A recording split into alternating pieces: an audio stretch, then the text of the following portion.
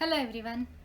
So in the other lecture we studied about physical properties of metals, physical properties of non-metals and metalloids. Today we are going to study about chemical properties. Okay. The first chemical property I have given here is electronic configuration. We had studied about electronic configuration in the other chapter, I think in chapter 5. Okay, what is electronic configuration? Electronic configuration is the study of arrangement of electrons, shell wise arrangement of electrons. That means how many electrons are accommodated in the first shell, second shell, third shell, and so on. Okay, so what is electronic configuration? The electronic configuration is shell wise arrangement of electrons. Now when we study the shell wise arrangement of electrons in metals, you may see that metals have either 1, 2 or 3 electrons in their outermost shell. I repeat, metals have either 1 or 2 or 3 electrons in its outermost shell. They have given some examples. The first example is sodium. Its atomic number is 11. Okay, so how many electrons it has? It has 11 electrons. How many in the first shell? In the first shell 2, second shell 8, third shell 1. So what will be its electronic configuration? Electronic configuration is 2, 8, 1. Okay, the next one is magnesium. Magnesium is having atomic number 12. Okay, how many electrons it will have? It is having 12 electrons. What will be its electronic configuration? It will be 2, 8, 2. That means 2 in the first shell, 8 in the second shell, and 2 in the third shell. Okay, now the third one is aluminium. Aluminium is having atomic number 13. The number of electrons in aluminium is 13. Okay, so what will be its electronic configuration? Its electronic configuration will be 2, 8, 3. Okay, so 2 in the first shell, 8 in the second shell, and 3 in the last shell. Okay, you may copy this. So this is about the electronic configuration. This chart is important. It could be asked. So what is electronic configuration? It is a shell-wise distribution of electrons. Now the next property is formation of ions. What do you mean by ions? Ions are charged particles. According to the valence electrons, I had told you earlier, when these elements go for reacting with another element, then the elements, either it will lose, share or gain.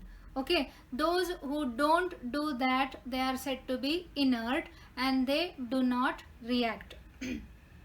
Okay, so metals have the property of losing electrons. They generally have 1 or 2 or 3 electrons in its outermost shell. I had told you earlier also, if they are having 1, they will give 1. If they are having 2, they will give 2. If they are having 3, they will give 3. If they are having 4, they will share 4. If they are having 5, they will take 3. If they are having 6, they will take 2. If they are having 7, they will take 1. And if they are having 8, they do not react. Okay, so here you may see metals generally have 1 or 2 or 3 electrons in its outermost shell. So what will it do? It will give electrons. So metals have a tendency to lose valence electrons. What do you mean by valence electrons? Electrons in the outermost shell. These electrons 1, 2, 3, these are the valence electrons. So they will lose their valence electrons and form positive ions. Those positive ions are commonly called as, altogether called as cations, okay, or cations. So how ion is formed? That is shown in this equation. The equation is very important. They will ask the equation. This is sodium. Its atomic number is 11. Its electronic configuration is 2, 8, 1. How many valence electron it has? It has 1 valence electron. What will it do? It will lose that 1 valence electron. So it has lost that 1 valence electron. How many it has lost? It has lost 1. So it will become 1 plus. If it loses 1, it will become 1 plus. If it loses 2, it will become 2 plus. If it loses 3, it will become 3 plus. Okay, so this is the sodium ion. This is the sodium ion. What will it become? It will become 2,8. Here you may see it is 281. This one it will lose and it will become 2,8 to become a sodium ion.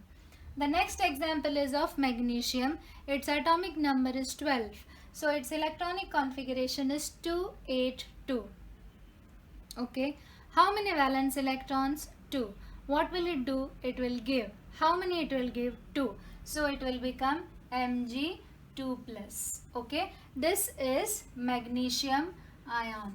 This is magnesium ion. So here you may see after losing that 2 electrons, this will become 2,8. Okay, it has lost 2 electrons. Aluminium, its atomic number is 13. Its electronic configuration is 283. How many electrons in the outermost shell? 3. What will it do? It will lose. How many it will lose? 3. So it will become aluminium 3 plus. As it loses 3, it will become aluminium 3 plus. These are the 3 electrons which it has lost. After losing 3, you may see it has become 2,8. So this is about formation of ions. The question will be, show the formation of ion in sodium, show the formation of ion, or write the equation of formation of ion in magnesium. Such questions could be asked. So for that you have to first understand these equations and then learn these equations. Okay, now we may move on to the next clip. The next chemical property is reaction with oxygen. Metals generally react with oxygen to form metal oxide. You may learn these common equations so that you will be able to write the other equations also. So metal reacts with oxygen to form metal oxide. That means sodium reacts with oxygen to form sodium oxide. Potassium reacts with oxygen to form potassium oxide. Okay, so a metal reacts with oxygen to form metal oxide. Now these metal oxides has a property that metal oxides are basic in nature. Metal oxides are basic in nature. So metal oxide reacts with acid to form salt and water. Now here the salt means it is a compound of that metal oxide. Okay, it is a compound of that metal, not necessary that it is always common salt. Common salt is sodium chloride. Okay, and sodium chloride is a type of salt. Salt means it is a compound. Okay, so here a common term is used, that is salt. That doesn't always mean that it is sodium chloride. Okay, it could be other compound also. So the metal oxide reacts with acid to form salt and water. Metal oxide do not react with a base. Why it does not react with a base? Because it is basic in nature. Base and base do not react. Acid and acid do not react. So as it is basic in nature, it will react with an acid to form salt and water. Okay. Now the next is reaction with acid. Metals generally react with some dilute acids to form salt and hydrogen gas.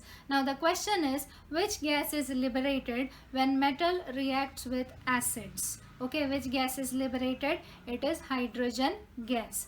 That is what you have to underline there. Next is reaction with water. Generally metals do not react with water. You might have seen, if you take water in a copper vessel or if you take water in an iron vessel, they do not react. So with cold water it does not react. Okay, but it might react with steam, it might react with hot water. Okay, but there are some exceptions. Sodium and potassium, they react with cold water to form their hydroxides and hydrogen gas. That means sodium oxide, sodium will react with water to form sodium hydroxide and hydrogen gas.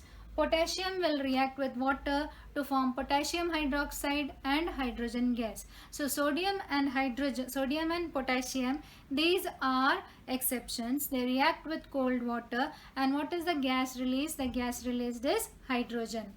Magnesium reacts with steam, okay, to form magnesium hydroxide and hydrogen gas. So generally metals do not react with cold water, but sodium and potassium reacts with cold water. But they can react with hot water or steam. Okay, so these are the chemical properties of metals. So what we studied under the chemical properties of metals, we studied about their electronic configuration, then the formation of ions, reaction with oxygen, reaction with acid, and reaction with water. This much you have to learn. Now we will study the chemical properties of non-metals. Now the next is chemical properties of non-metals. The first property is about electronic configuration. What is electronic configuration? It is the shell-wise distribution of electrons. That means how many electrons in the first shell, second shell, third shell, and so on.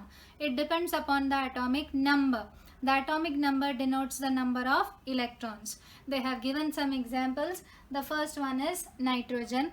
Nitrogen is having atomic number 7. So what will be its electronic configuration? Its electronic configuration will be 2, 5. 2 in the first shell, 5 in the next shell.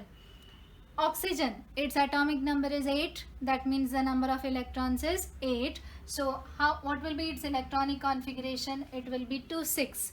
2 in the first shell, 6 in the next shell. Next is chlorine. The atomic number is 17. Okay, it has 17 electrons. So 2 in the first shell, 8 in the second shell, and 7 in the third shell. Now here you may see, in case of non-metals, they are having 5, 6 or 7 electrons in their outermost shell. In case of metals, they are 1, 2 or 3. In case of non-metals, it is 5, 6 or 7. Now we may move on to the next topic, that is formation of ions.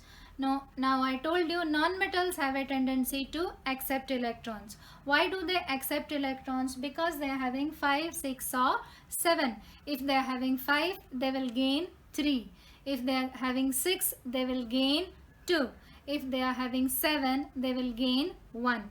So here the equations are very, very important. This is chlorine, the original atom of chlorine. Its electronic configuration is 2, 8, 7.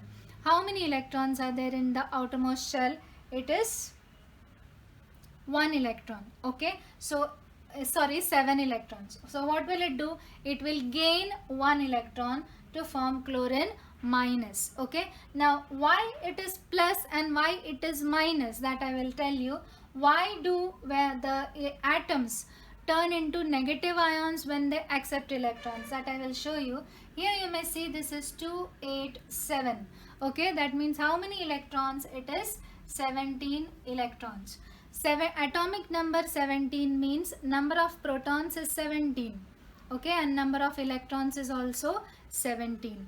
But when it becomes an ion, it has accepted 1 electron to form chlorine 1 minus. There is no number, means there is 1 minus. Now what has it become? It has become 2, 8, 8. This 7 has turned to 8.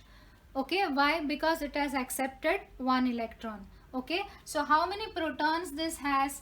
This has 17 protons. It hasn't accepted protons. It has accepted only electrons. So how many electrons it has? It has 18 electrons. So how many positive charges? Positive charges is 17. There are 17 positive charges and 18 negative charges. That is why it becomes chlorine 1 negative. How many more negative it is having? 1 more negative it is having. So it becomes chlorine 1 minus. Okay, that is how it becomes actually. But don't get confused. You may just remember, if it has 1, it will give 1. It will become 1 plus. Give 2, 2 plus. Give 3, 3 plus. Take 3, 3 minus.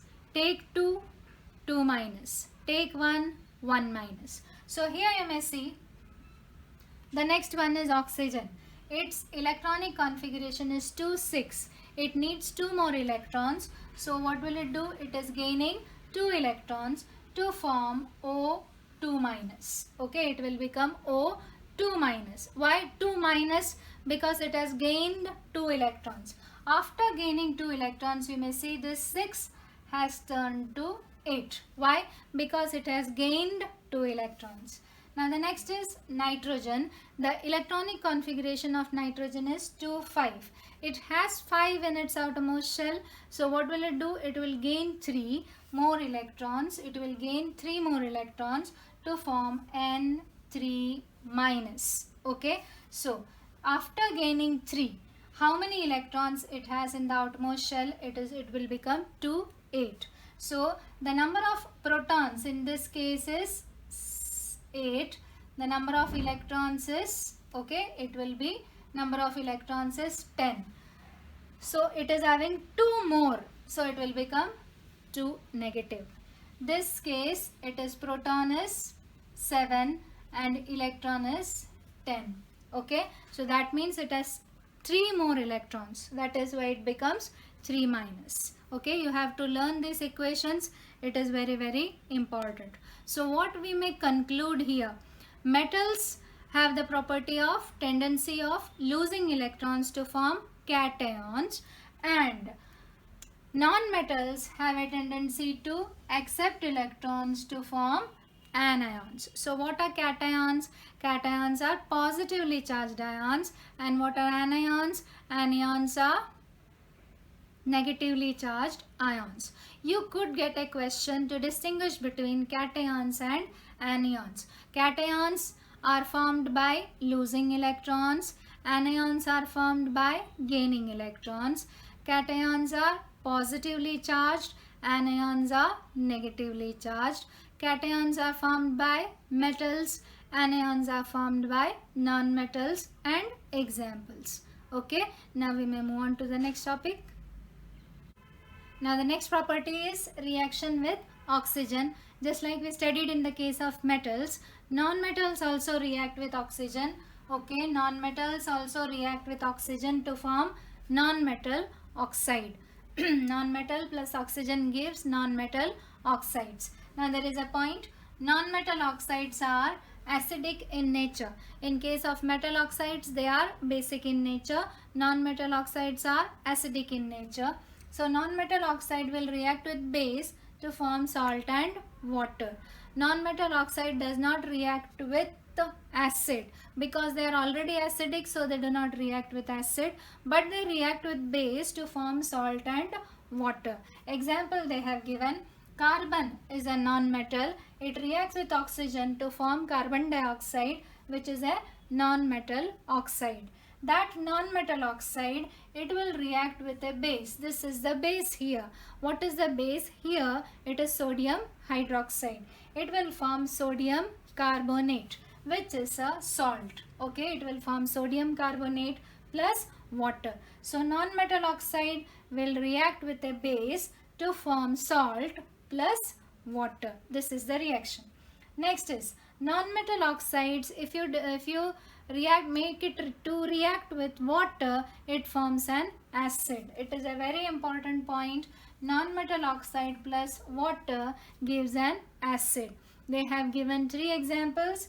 Carbon dioxide, when it reacts with water, it forms H2CO3, which is carbonic acid. Sulfur dioxide reacts with water to form sulfurous acid, that is H2SO3. Sulfur trioxide reacts with water to form sulfuric acid, that is H2SO4. And what is the last property? Non-metals do not react with dilute acids. They do not react with dilute acids. Why they do not react with dilute acids? Because they are acidic in nature. Okay, so these are the chemical properties of non-metals. So we studied about the chemical properties of metals and chemical properties of non-metals. Okay, so today what you have to do, today what you have to write whatever I have written on the board in your notebook. It is a short form of whatever has been given in the textbook. You may copy it in your notebook and learn. Okay, thank you.